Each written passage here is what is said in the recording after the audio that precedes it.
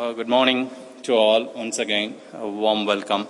I'm Dr. Senthil from IBM India Software Lab. As I had mentioned earlier, a non-IT person in an IT organization. That's fine. I'm here to talk about a cute little toy.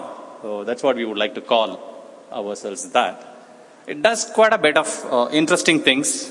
One of them happens to be playing games. So for a change, IBM does this quite a few things which are pretty wonderful. One such was about 5 years back, a team of our senior executives have decided that we would be turning 100 years in existence last year. Last count, I remember there are only 3 or 4 companies in the world which have survived 100 years, despite all the changes, right? And they said, by the turn of a century in what is called as an IT business, we would do something which is as stupid as playing a game. So we chose a game which is pretty popular, like the Kaun Banega Crorepati version, but the master of all, which is called Jeopardy. The only difference is there is no one question and there are 4 choices of answers. You can eliminate some, you can decide on one, do a lot of guesswork. It's a pretty straightforward. There is a statement given, which is actually an answer to a question. Remember a twist. You have a case given for which you will have to find out an answer, and that answer has to be a question that means only that particular answer. For a question, there can generally be one answer, but for one answer, there can always be multiple questions, right? If I say, what is my name? That's a straight single answer.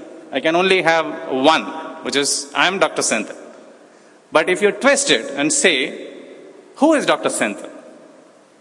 Now, is there one answer for that? Which is most unlikely. There can be multiples of them. What am I doing? So the idea is a human brain does pretty intelligently a piece of technology. We put it in technology, put me that way, is cognitive capabilities, right?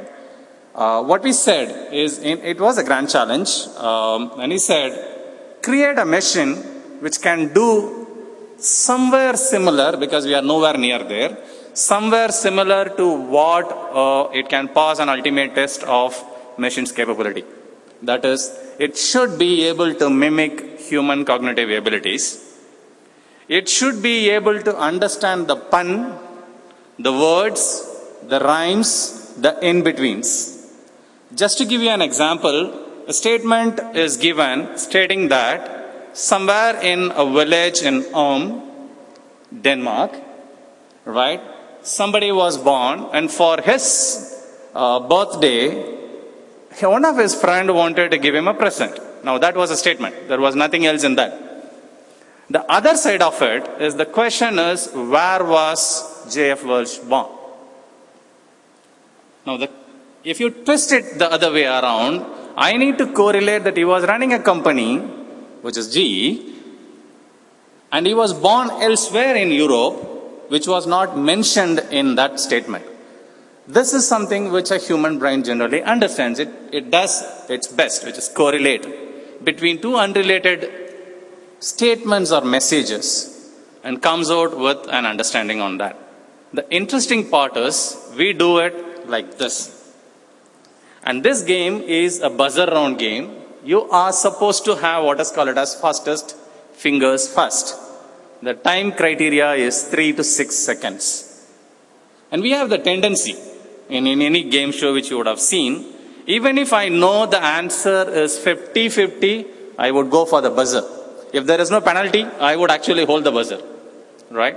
But if there is a penalty and you are playing for a prize money, I would go for the buzzer based on my level of confidence of that answer.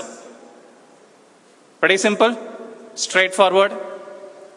The interesting thing is, this particular machine, which is to be defined or which is to be devised, has to be standalone, not connected to anywhere in the world. It's a standalone single piece. And it has to answer these questions, play the games, and take on the world champions. A champion who played the game for ages, won 74 times over $3+ million just in prize money. Ken Jennings. Okay? Now, we learn this cognitive capability of understanding unrelated. Obviously, a kid is not going to do that. It has learned over a period of time from a lifetime of participation in human interaction and decision making. And you expect the system to learn this in a shorter span, which is about 5 years, because this was launched 5 years back, to be announced when IBM as an organization turns 100 years. Okay? Sorry. Okay? So, let me introduce Watson before I introduce him to be the doctor. Okay? What it does is it tries to replicate the cognitive capabilities. It moves beyond the keyword searches and query of the structured data. It allows you to ask questions in your native language, the primary agenda. Allows you to talk. It understands your voice. It can translate into a text and then goes and queries, comes back, retranslate, gives you in an answer. So, is that a question answering machine? Partially yes, because that is what in the game show it was designed to play with. Is that what it is currently doing? Absolutely no. It has a lot more meaning in life than what it was just playing a game. And it has to have access and assess vast amount of data which is available elsewhere. To play this game, by the way, interestingly, the particular game which I was referring to, which is Jeopardy, has many rounds. It has any varieties. You choose the field. It is not confined to a particular play. It is not playing a chess which is 8x8 board. The movements are only within that. It can pretty much ask you anything about Bollywood, Hollywood, all the way till the travel, the tourism, the disease condition, the civil unrest in Egypt. It can literally ask you anything. And you need to choose. Choose the topic which you wanted to answer for, and then wait for a question, then bid for that and go after that. Okay? And all this in that under 3 seconds buzzer round. That's the challenge. So what it was built is, it has what is called as natural language processing, which my colleague had spoken about in length yesterday.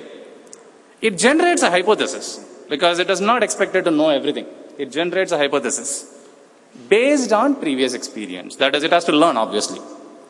And then it goes on, validates that particular hypothesis based on evidence-based learning, comes back only if it is confident of more than 70-75%, it will answer the question. Otherwise, it will keep quiet. Okay? It took for the stupid machine to learn things to play a game at a game show for about an year before it went on to beat. So that's the game's whole design is about. It has a clue grid, which is something like this, okay, which is essentially is 6x5 grid. And you choose the area. So essentially you have 30 different topics. It can be literature, it can be cinema, it can be anything.